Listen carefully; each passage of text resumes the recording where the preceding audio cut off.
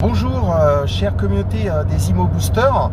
Alors dans cette vidéo nous allons évoquer la situation de l'investissement immobilier locatif à l'international. Alors faut-il investir dans l'immobilier à l'international, oui ou non? Tout va dépendre bien sûr du pays dans lequel vous souhaitez investir et donc quels sont les critères à regarder. Alors en fait il faut regarder donc la stabilité politique et monétaire économique du pays en question. Est-ce que vous maîtrisez également la langue qui est parlée donc sur place, à l'écrit et à l'oral? Quelle est la stabilité juridique du pays? Ça, ce sont quelques paramètres à prendre en compte.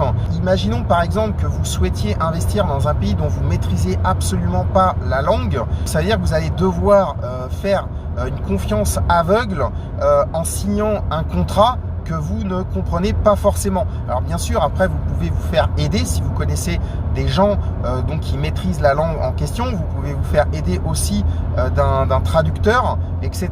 Moi, ce que je dirais, donc bon, par rapport à, j'ai quand même travaillé pendant une douzaine d'années donc à l'international, que ce soit en expatriation ou dans le cadre de mission. Et c'est vrai que je me suis régulièrement posé la question, tiens, si j'investissais dans l'immobilier locatif dans ce pays, comment ça se passerait?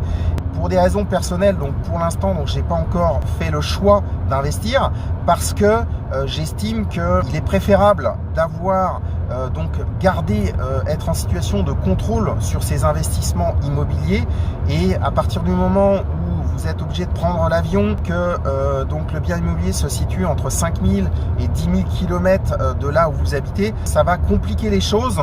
Et donc pour cette raison, donc j'ai fait le choix de ne pas investir. Pour autant, la question mérite d'être posée du moment que l'emplacement est de qualité, donc avec des bonnes rentabilités. Également, donc dans certains pays, la mentalité au niveau du rapport à la location est différent. Donc, je pense notamment aux pays anglo-saxons où il y a usuellement donc beaucoup moins d'impayés.